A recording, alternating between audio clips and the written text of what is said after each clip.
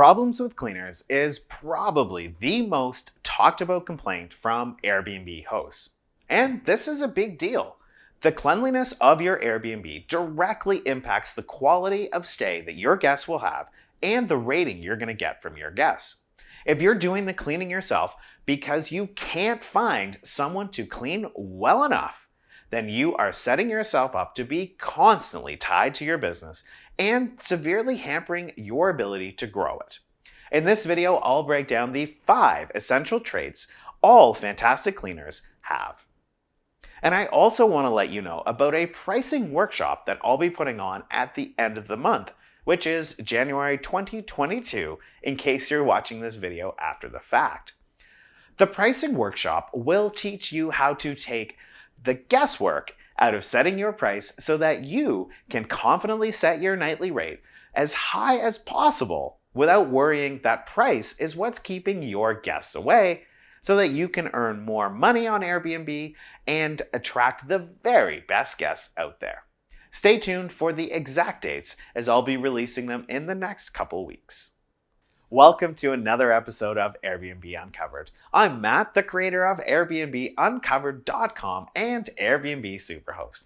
On this channel, I uncover some of the very best kept hosting secrets, as well as share with you everything that I've ever learned after hosting nearly 3,500 guests, so that you can earn more and achieve Superhost status faster. So if you're a host on Airbnb and you want to grow your business, then you're going to want to subscribe to my channel and check out my other videos. Cleaners. Finding good staff has certainly been a challenge for me over the years. I mean, I've definitely been through my share of staff. And as I explained at the top of the video, cleaning is one of the most important aspects of running an Airbnb business. Since we don't sell any physical products, the cleanliness of our homes is basically one of the biggest components of our product. So if the cleaning is a fail, then our business is probably a fail too. And I hear from so many hosts who put up with mediocre cleaning, and then they go in and re-clean after their cleaners are done to achieve that 5-star cleaning standard that the best guests demand.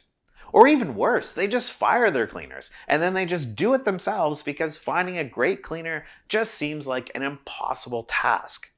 Having yourself tied into your cleanover process for every single turnover is really an unsustainable business practice.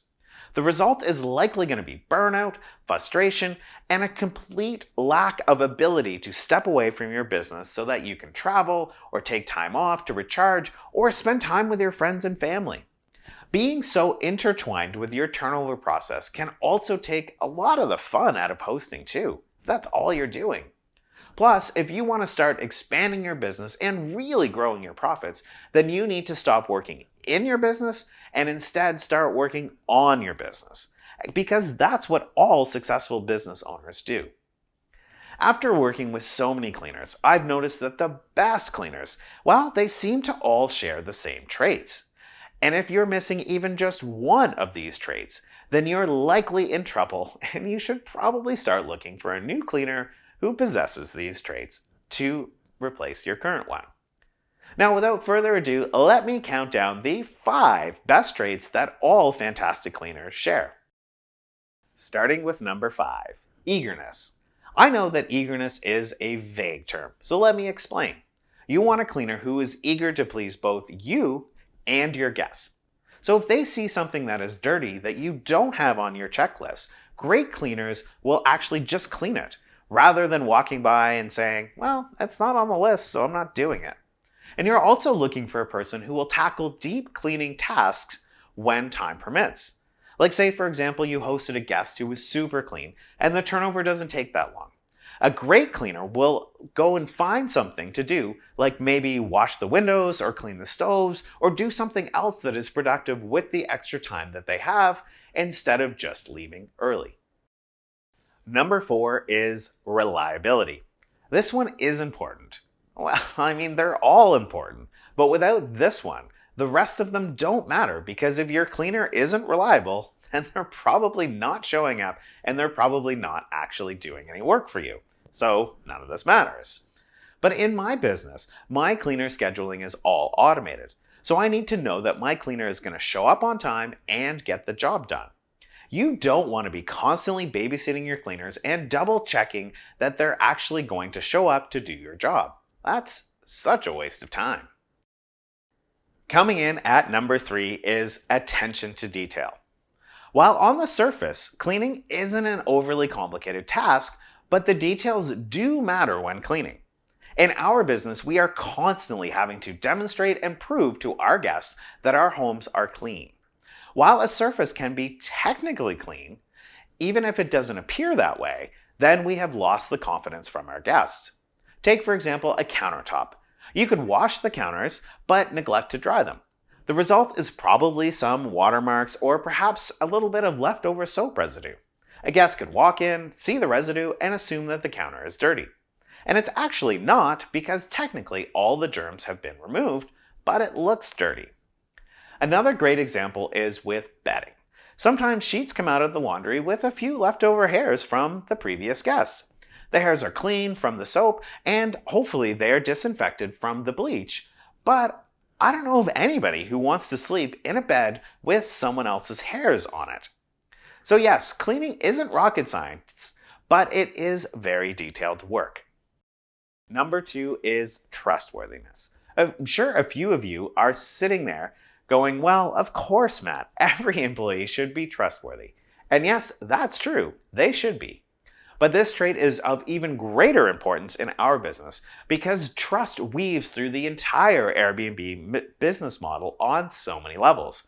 We need to trust that our guests, who are complete strangers, will not steal from us, and in turn we need to trust that our own staff will not steal from us either. It's far too easy for our cleaners to blame guests for things that they steal. And if your cleaners don't have your back, you're going to be constantly in a position where you can never actually charge back your guests for missing items. And that's because you can't be sure if they stole the item or if it was your cleaners.